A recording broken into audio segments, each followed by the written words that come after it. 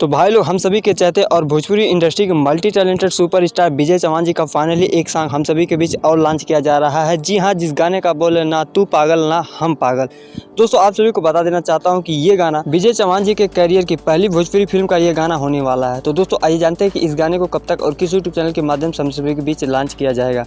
तो वीडियो के अंत तक बने रहें और ऐसे ही अपडेट आप सभी को मिलती रहे, इसके लिए आप इस चैनल को सब्सक्राइब करके बेल आइकन को प्रेस कर लें। तो आइए जान लेते हैं इस गाने के बारे में। तो जैसा कि आप सभी को नाम पता चल गया कि ना तू पागल ना हम पागल एक मोस्ट रोमांटिक सॉन्ग होने वाला है। जी हाँ, जिसको गाया है विजय चौहान जी ने और इनके साथ एक बार फिर से आप सभी को शिल्पी राज जी की आवाज़ इस गाने में सुनाई देने वाली है। दोस्तों, आप सभी को बता दो कि इस गाने को लिखने का काम किया है अभिनव सिंह ने और म्यूजिक है साजन मिश्रा जी की।